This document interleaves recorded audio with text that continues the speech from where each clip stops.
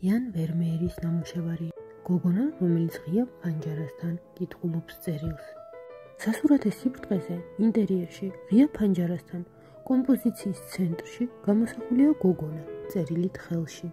წინა პლანზე წარმოდგენილია მაგიდა ხილის თასით. გოგონას მზერა წერილისკენაა მიმართული. კარგად თუ დააკვირდებით ნამუშევარს, ნახავთ, რომ ფანჯარაში კარგად იკითხება გოგონას სახის ანარეკლი.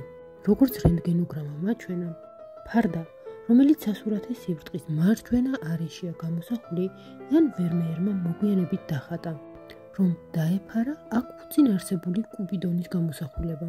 ასე გამოიყურება ნახატი რესტავრაციის შემდეგ.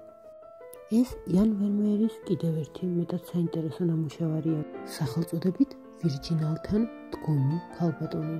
ნამუშევარი 1670-1672 წლებში შეიქმნა. აქვე გეტყვით იმას, რომ ვირჯინალი არის ოთხკუთხა ფორმის მუსიკალური საკრავი, კლავესინის შედარებით პატარა და მარტივი ფორმა. ვირჯინალი პოპულარული იყო ევროპაში, გვიანი რენესანსისა და ბაროკოს ეპოქებში. ისმის კითხვა, რატომ მოვიხმეთ ეს მაგალითი? საქმე იმაშია, რომ იან ვერმეერმა იგივე ნახატი კუპიდონით კიდევ აი ამ ნამუშევარში გამოსახა. კარგად რომ აღიქვათ, აქვე დავურთავ პირველ ნამუშევარს.